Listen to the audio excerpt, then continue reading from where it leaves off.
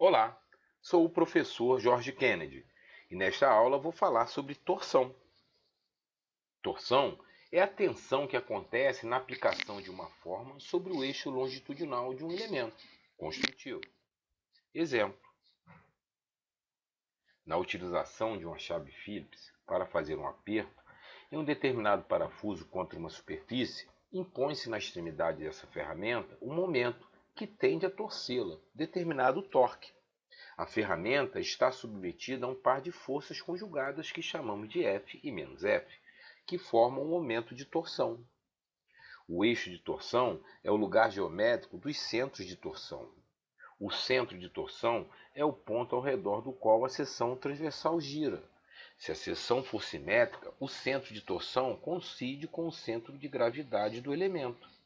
Embora a torção exista em qualquer tipo de seção transversal, vamos exemplificar o estudo de torção com eixos circulares.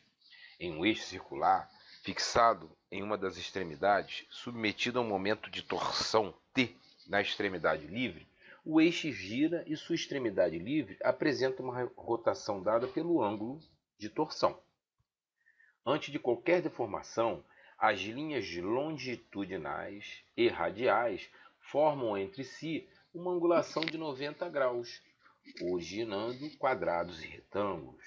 Com a aplicação do torque, acontece a deformação por torção no eixo circular.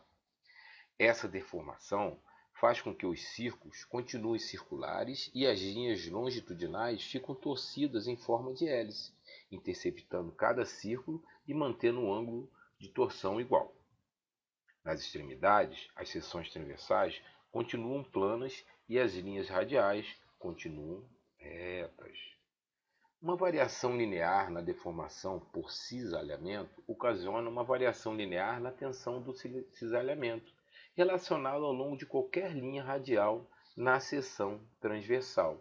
Então nós temos aí a tensão de cisalhamento, temos a tensão de cisalhamento máxima e aí a distância intermediária, ρ.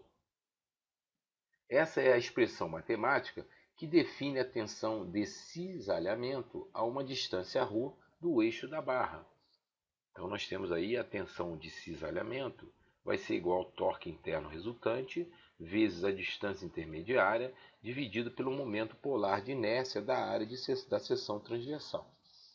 Essa agora é a expressão matemática que define a tensão máxima de torção na extremidade da barra, em que a distância ρ do eixo da barra é o próprio raio C.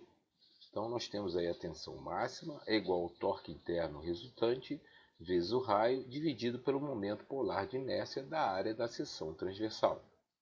E a expressão matemática que define a tensão máxima em uma seção vazada, por exemplo, em um tubo, em que a tensão de cisalhamento se altera entre um mínimo e um máximo de acordo com os raios internos C1 e o externo C2.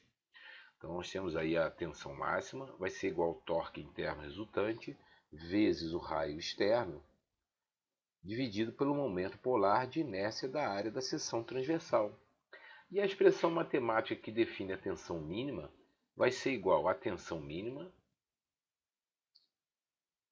A tensão mínima, né, será igual ao raio interno vezes a tensão máxima dividido pelo raio externo.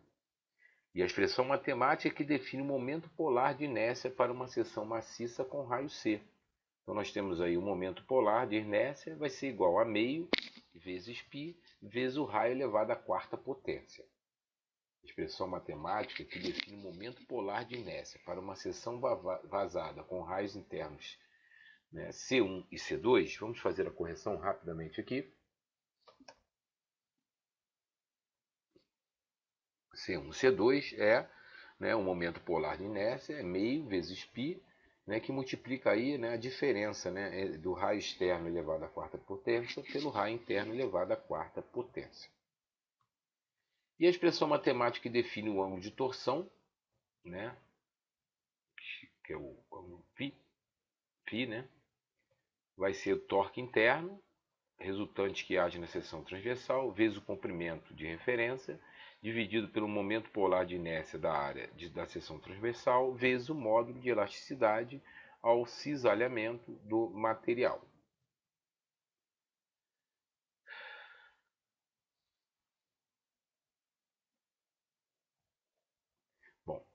E a expressão matemática que define o ângulo de torção, né, máxima para o caso de regime elástico em ângulo de torção é proporcional ao momento de torção aplicado ao eixo circular para material homogêneo, seção constante e momento de torção aplicado somente nas extremidades. Então nós temos o ângulo de torção, gama, né, gama máxima, tensão, que vai ser igual à tensão máxima dividido pelo módulo de elasticidade ao cisalhamento do material, que é igual ao torque interno resultante, que age na seção transversal, vezes o comprimento de referência, dividido pelo momento polar de inércia da área da seção transversal, vezes o módulo de elasticidade ou cisalhamento do material, que é igual ao raio, vezes o ângulo de torção φ, dividido pelo comprimento de referência.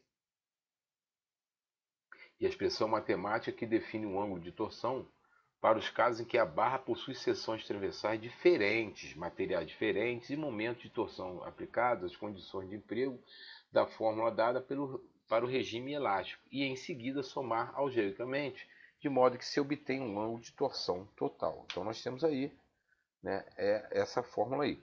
Então φ é igual ao somatório, né, dessa fração aí formada por T vezes L dividido por J vezes G. E deve-se utilizar as unidades correspondentes ao Sistema Internacional de Unidade de Medidas, o SI. Torque interno, resultante que age na seção transversal, né, é Newton vezes metro. O raio, né, vai ser o raio, né, e a distância intermediária é metro. O momento polar, metro elevado à quarta potência. A tensão de cisalhamento é Newton dividido por metro à quarta. O ângulo de torção em radianos, e o ângulo de torção, né, o gama, o φ em radianos. Ok, deixe o seu like e inscreva-se no canal.